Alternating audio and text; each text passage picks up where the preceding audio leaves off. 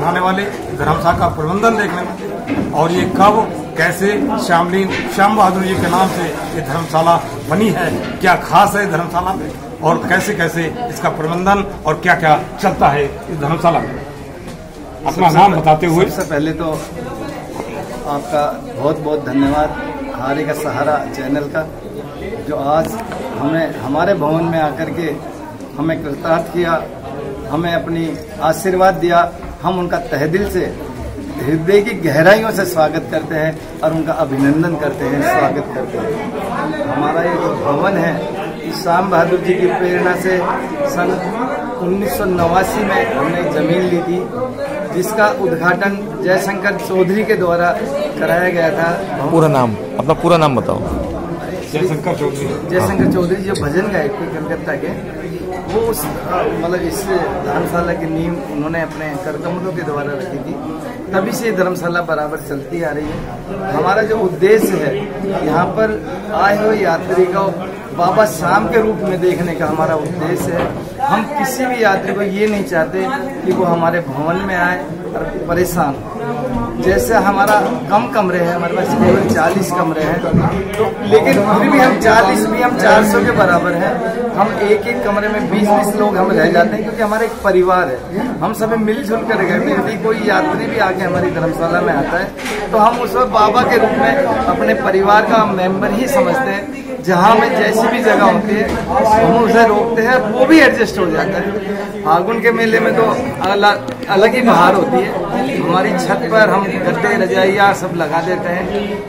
6 दिन सप्तमी से द्वादशी तक हमारा निःशुल्क भंडारा चलता है। जो भी कोई यात्री आता है वो यहीं पर ठहरता है। यहीं पर उसका भोजन, नाश्ता, रात्रि भोजन 24 घंटा हमारे यहाँ पे खुला रहता है।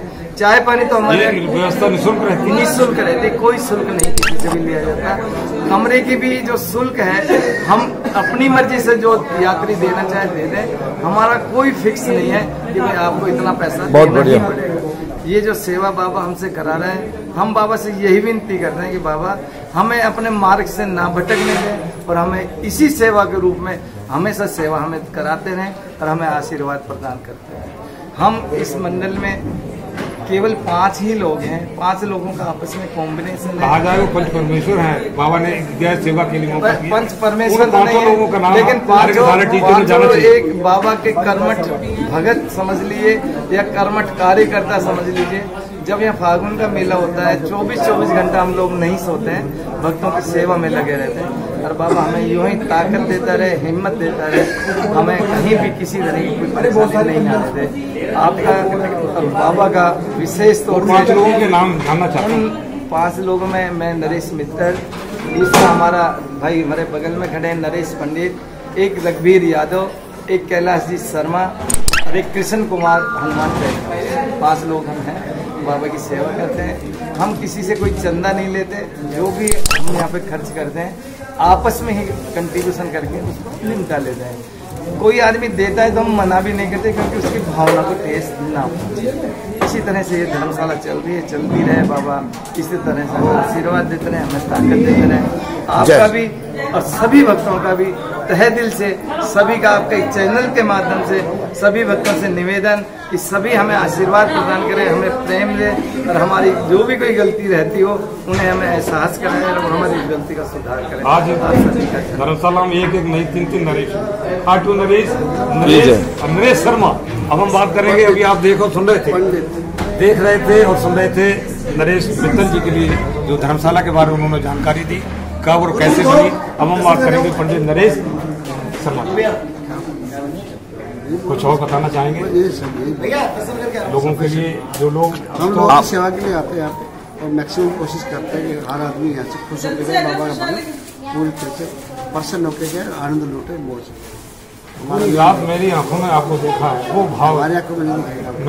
मैंने अपनी आंखों से आपको देखा है कि आपके अंदर वो भाव था। बाबा की बड़ी कृपा है। मैं यही चाहूंगा बाबा ऐसे ही आपको कृपा बनाए। जगह रहते हैं यहाँ पे फागुन के मेले में, कोई दिक्कत। बहुत बढ़िया, बहुत बहुत धन्यवाद। पहले हमारा प्रशासन की तरफ से, अब हमारे ये सब एडिटर हैं, ये बात करेंगे। पहले हमारे इस मंडल में बाहर रोड पर भंडारा लगाया जाता था 24 घंटे। वो भंडारा एक अपने आप में अजीब भंडारा था। उसका जो रस हमें मिलता था, आज भी हम उसके बहुत प्यासे हैं। हमारे यहाँ पर 24 घंटा भंडारा चलता था, 24 आवर्स जी, 5 दिन तक, सप्तमी से द्वादशी तक।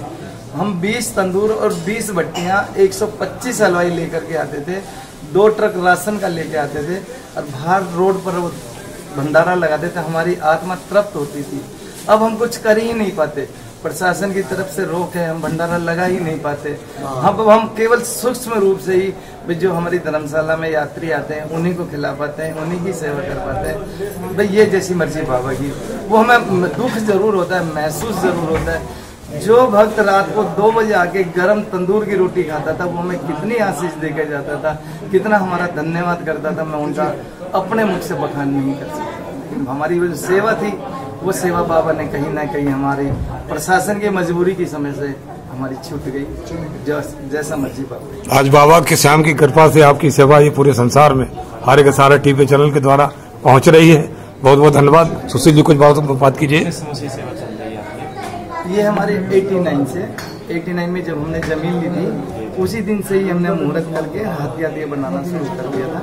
तभी से बाबा की कृपा से, उस समय हम ट्रेन से आते थे, ट्रेन से हम वही 5 लोग होते थे। बोला भाई एक बार भंडारा शुरू किया जाए, तो ट्रेन में ये बात हो गई। एक बोला भाई जितने आलू लगे मेरा, एक बोला जितना रिफाइंड लगे मेरा, एक बोला जितना आटा लगे मेरा। इसी तरह से भंडारे की व्यवस्था 98 से खरीद के शुरू हो गए, यहीं पे खरीद के शुरू किया और वो बाबा ने निरंतर चला गया। लेकिन उसका चेंज हो गया, पहले जो रोड में लगता था अब धर्मशाला में लगा। अगर कोई और सहयोग करना चाहे हमारे चैनल के माध्यम से, जो उसको देख रहा हो या सुन रहा हो, तो वो सहयोग किस तरीके से कर सकता है? कोई माध्यम हो, जैसे नंबर हो, मोबाइल हो, आपको संपर्क करके कुछ सहयोग देना चाहे तो कैसे कर सकता है? यदि कोई भी भाई सहयोग करना चाहे तो हमारी धर्मशाला में मैनेजर को दे सकता है। हमारे नंबर लिख सकते हैं आप। नरेश कुमार मित्तल, गौरव ट्रेडिंग कंपनी, नई अनाज मंडी, रेवाड़ी, हरियाणा। हमारा अनाज का व्यापार है, खाद का व्यापार है, इलेक्ट्रॉनिक का व्यापार है। जिस भी तरह की जो भी कोई सेवा हमें देना चाहे, तन मन धन, धन हम मांगते नहीं है, तन उसकी इच्छा की बात है, और मन तो जब तक बाबा में नहीं रहेगा वो सेवा में नहीं रहेगा। हमें कोई मना नहीं है, किसी से मांगना नहीं है, कोई दे तो हमें इनकार भी नहीं कर सकते, वो हमारा अधिकार भी है। जैसे कि आप जानते हैं हर वर्ष नए श्याम प्रेमी आते हैं, कुछ पुराने श्याम प्रेमी आते हैं, तो आप दोनों को मिलाकर कुछ ऐसा मैं क्या संदेश देना चाहते हैं नए के लिए भी और पुराने के लिए, जो बाबा से जुड़े रहे, नए भी और पुराने भी, उनमें क्या ऐसे भाव होते हैं जो पुराने से नए में आते हैं और नए से पुराने में जाते हैं? देखिए, आपने सवाल ऐसा कर दिया कि हमारे अपना परिवार है, श्याम भक्त हैं, श्याम भक्तों की कोई भी निंदा हम नहीं कर सकते, ना ही उनके बारे में हम कुछ बोल सकते। इतना जरूर है, नया 9 दिन, पुराना 100 दिन। पुराना जो श्याम भक्त होता है वो भाव और भावना के साथ जुड़ता है। नया जो भक्त होता है वो आज की शाम की चकाचौंध देख करके, मंडलबाजी देख करके, गीत देख करके, कीर्तन देख करके वो जुड़ता है। उसके अंदर कहीं ना कहीं भावना और रहने का ढंग कहीं ना कहीं नए और पुराने में मेरे को थोड़ा सा महसूस होता है। जी, वो कुछ कमियां हैं जो कि अभी देखी जा सकती है? कमियां कोई नहीं है, सब अपने मस्ती में मस्त है।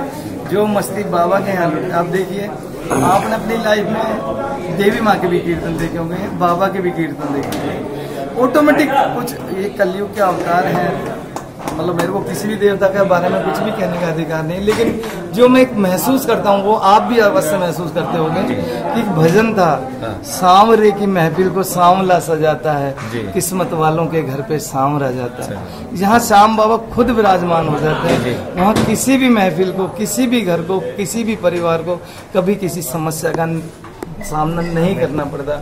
मैंने अपनी एक छोटी सी लाइफ, जब मैं केवल एक स्कूटी पे चलता था, एक छोटा सा व्यापारी था, मैं चलाता था, और मैं अपने शादी की मुंह दिखाई के पैसे इकट्ठे करके इस धर्मशाला की जमीन का बयाना दे गया था। उस दिन को आज यदि आज हम करते हैं तो बाबा ने हमें सब कुछ दिया, सब कुछ करा रहे हैं। लेकिन कहीं भी आज तक भी हमारे कहीं भी विचार नहीं बदले, कहीं भी हमारा मन में द्वेष भावना नहीं आई, कभी भी किसी के प्रति हमारे कोई भी गलत भावना ना।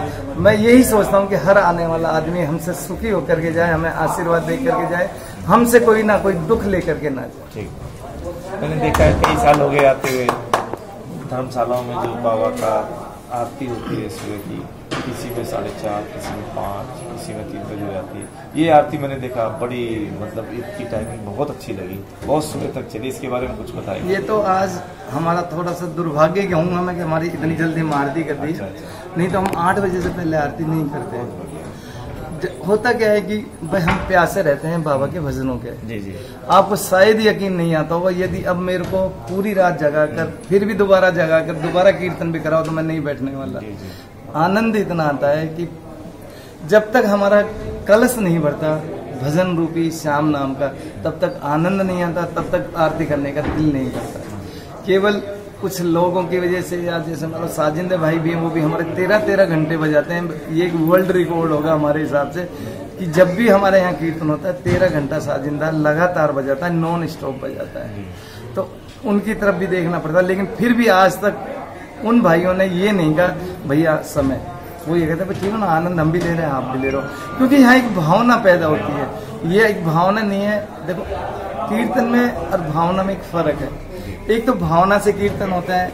यहाँ पे भी हमारे जो साजिंदे भाई हैं, हम उनको एज ए फैमिली रखते हैं।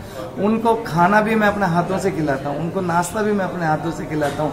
उनके 4 बार पूछता हूँ भैया कोई परेशानी नहीं है। भजन चलते चलते भी मैं उनको 10 बार मैं चाय पिलवाता हूँ, ताकि उन्हें कहीं थकान महसूस ना हो, कहीं वो परेशान महसूस ना हो। अपने घर से भी नाश्ता बना करके लाता हूँ भाइयों को, कभी कोई परेशानी ना हो। तो एक हमारा परिवार है और बाबा का आशीर्वाद जब तक है, जब तक चलता रहेगा। ऐसा मेरा विश्वास ही नहीं, अटूट विश्वास है कि बाबा हमारे इस परिवार को चलता रहेगा, बढ़ाता रहेगा।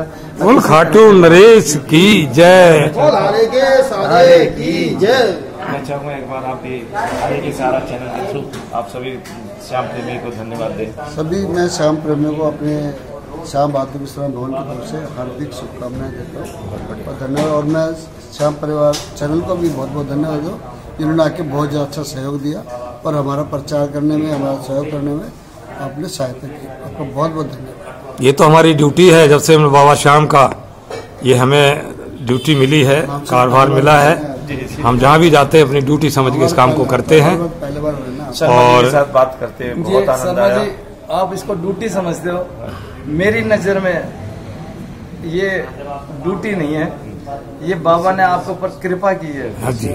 आप देखिए भाई, मेरा जो अपना सोच, मैं आज कुछ ज्यादा ही बोल पा रहा हूँ, नहीं बहुत बढ़िया। लेकिन मन किया जब आप भाव से पूछ रहे हो तो मैं बतलाता हूँ। क्या होता है शर्मा जी, कल आपके बेटे की शादी है। आपकी बेटी की शादी में आप क्या करेंगे? आप स्वयं सारा काम नहीं संभाल पाएंगे, आप उस काम को डाइवर्ट करेंगे। किसी के जिम्मे परचेजिंग लगाएंगे, किसी के जिम्मे हलवाई का काम लगाएंगे, किसी के जिम्मे बारात का काम लगाएंगे, और आप उसी आदमी को अपना काम सौंपेंगे जिसकी आपकी नज़र में वो कैपेबल हो और वो उस काम को करने के लिए लायक हो। आपका नज़दीकी हो, उसका 3 चीज़ चाहिए, नज़दीकी भी हो, कैपेबल भी हो और आपका विश्वास पात्र भी हो। उसी तरह से जब बाबा का उत्सव होता है या बाबा का मेला होता है कि बाबा को भी अपने चहेतों से, अपने मिलने वालों को, अपने कॉन्फिडेंशियल लोगों को इस मेले के लिए सेवा में लगाना पड़ता है। आप इस बात के लिए अपने आप को बहुत उपकारी समझो कि बाबा ने आपको अपनी गुड बुक में रख रखा है, उन्होंने आपको सेवा दे रखी है। गुड बुक में होते हुए भी आपको उन्होंने कैपेबल समझा। मेरे को आज चैनल क्यों नहीं चलाने को दे रहा बाबा? मैं भी तो इंसान ही हूँ ना, लेकिन मेरे बाबा की गुड बुक में मेरे चैनल मेरा नाम नहीं है। बाबा की गुड बुक में मेरे को केवल इस धर्मशाला की सेवा गुड बुक में वो मेरे को दी हुई है। आपको चैनल चलाने की गुड बुक में दिया हुआ है तो आपको चैनल मिला हुआ है। और ये बाबा की विशेष कृपा, आप नजदीकी भी हो, कैपेबल भी हो और उसके विश्वास पात्र भी हो। इस बात के लिए मैं आपके लिए ताली बजा रहा हूं। बहुत बढ़िया, बहुत बहुत धन्यवाद। हारे का सहारा टीवी चैनल से बात करने के लिए अभी आप देख और सुन रहे थे सुशील सेंगर, जो सब एडिटर है हारे का सहारा टीवी चैनल से। और एक लास्ट क्वेश्चन आपसे नरेश मित्तल जी जानना चाहेंगे कि जो 5 लोग हैं जिन्होंने ये धर्मशाला को खड़ा किया, क्या सारे लोग रेवाड़ी के ही हैं या अलग अलग स्थानों से? सभी रेवाड़ी के हैं। जो हमारे प्रधान जी थे आदरणीय ओम प्रकाश जी गुप्ता, वो हमारे बुजुर्ग थे, केवल वही बाबा शाम को प्यारे हो चुके हैं। बाकी हम सभी शुरू से आखिर तक आज तक भी उसी तरह से, क्योंकि हम बचपन से लगते हैं। जिस समय इस धर्मशाला की हमने शुरुआत की थी उस समय मेरी उम्र मात्र 22 साल थी, तो इसलिए हम सभी उसी यंगल थे सभी। कोई भी हम बुजुर्ग नहीं थे, केवल हमारे ओम प्रकाश जी बुजुर्ग थे, वो भगवान को प्यारे हो गए। लेकिन आज भी उनके यादें, उनका आशीर्वाद हमारे साथ है। कहीं भी किसी भी तरह से उनका परिवार हमारे साथ खड़ा है, कहीं भी कोई परेशानी नहीं। बाबा से हमारे लिए भी प्रार्थना कर दो कि जो हमें कृपा की है ऐसे ही कृपा बनाए रखें, जब तक जीऊं बाबा की सेवा में इसी तरह से मैं कार्य करता रहूं। देखिए, बाबा किसी के कहने का मोहताज नहीं है, ये लख दातार है, लख करके देता है। जिस दिन इसने आपको ये लख लिया कि आपकी भावना सही है, मैंने अभी बताया था कि भावना के बिन यहाँ पर जिंदगी बेकार है। यदि किसी इंसान के अंदर कोई भावना पैदा नहीं होती तो उसकी जिंदगी नहीं रहती, क्योंकि किसी भी तरह की भावना, चाहे एक माँ के प्रति भावना, एक बेटे के प्रति भावना हो, चाहे एक भाई के प्रति भावना हो, भावना के बिन यहाँ पर जिंदगी बेकार है। और भावना में भावना हो तो भावना बेकार है। यदि आपने ये भावना लगा ली कि मेरा भाई है, लेकिन उसमें ये भाव नहीं है कि भाई मेरा फर्ज है कि मैं अपने भाई को संभालूं, मैं अपने भाई की रक्षा करूं, अपने भाई को साथ दूं, भावना में भावना हो तो भावना बेकार है। और भावना में भाव हो, जब भाव और भावना दोनों चीज आपके पास मिल जाती है तो आपका बहुत से बेड़ा पार स्वतः ही हो जाएगा। आप केवल एक भाव ही पैदा कर लो बाबा के प्रति, कोई इंसान क्या, कोई शैतान भी आपका बाल बांका नहीं सकता, ये मेरा अटूट विश्वास। वेरी गुड, बहुत बहुत हारे का सहारा टीवी चैनल से बात करने के लिए आप सभी का बहुत बहुत धन्यवाद। जो भी देख रहे हैं और सुन रहे हैं, अभी बात हो रही थी। दूसरी बात मैं आपको अपनी जिंदगी का तजुर्बा एक बता देता हूँ। जिंदगी में 3 चीजें पैदा होती है, सबसे पहले श्रद्धा, और दूसरा विश्वास, और तीसरा प्रेम। सबसे पहले श्रद्धा पैदा होती है, वो आपके अंदर पैदा हो चुकी है, आप बाबा के प्रति श्रद्धा रखते हैं। दूसरा, जब श्रद्धा पनप जाती है, यौवन पे आ जाती है, तो विश्वास पैदा हो जाता है। आप यहाँ बाबा के दरबार में आते हो तो आपको विश्वास हो गया कि बाबा हमारी रक्षा करेगा। जब किसी भी इंसान पे या किसी देवता पे विश्वास पैदा हो जाता है तो तीसरी चीज पैदा होती है प्रेम। जिस तरह से दूध को जमा करके दही बनता है, दही को मत करके मक्खन निकलता है, उसी तरह से जब तक आप विश्वास को नहीं मतोगे तब तक आपका प्रेम जिंदा नहीं होगा। जब आपका प्रेम जिंदा हो जाता है तो इस दुनिया में पराकाष्ठा है प्रेम की। आप इतिहास उठाकर देख लो, चाहे मीराबाई का प्रेम हो, चाहे नरसिंह भगत का प्रेम हो, चाहे आपके बीवी पति पत्नी का प्रेम हो, उसी प्रेम की बदौलत आप रोजाना झगड़ा भी कर लेते होंगे, शाम को प्यार से बैठते भी होंगे। तो बाबा से प्रेम बढ़ाओ। प्रेम कब बढ़ेगा? जब श्रद्धा विश्वास बढ़ेगी, प्रेम पैदा होगा। प्रेम पैदा होने के बाद कोई बाल बाका आपका नहीं कर सकता, बाबा अपने आप संभालेगा। आपने बहुत प्रेम के किस्से सुने होंगे, हीरा मजनू के, हीर रांझा के। प्रेम की पराकाष्ठा है। प्रेम मिलने के बाद आप सब कुछ भूल जाएंगे और बाबा आपको अपने आगोश में ले लेगा। किसी से कहने की कोई जरूरत नहीं, ना ये किसी का कहना मानता है, ना किसी का कुछ। जब प्रेम होता है तो इसकी तड़फ अपने आप बढ़ती है। ये मत समझो कि आप इसको चाह रहे हो, ये आपको 1000 गुना ज्यादा चाहता है, लेकिन बस इसके प्रेम में फंस गए। बहुत बहुत धन्यवाद हारे का सहारा टीवी चैनल से बात करने के लिए। अब लास्ट में मैं देवेंद्र शर्मा, जो भजन गायक हैं, दिल्ली कैंट से, कमांडो से रिटायर, उन्होंने यहाँ व्यवस्था कराई बाबा की प्रेरणा से इस धर्मशाला में। उनका भी मैं लास्ट में धन्यवाद करना चाहता हूँ। देखते रहिए हारे का सहारा टीवी चैनल। आपको ये पूरा प्रोग्राम अच्छा लगे तो इसे शेयर अवश्य करें। बाबा श्याम का ये पूरा जागरण कल लाइव होगा शाम 5 बजे। धन्यवाद।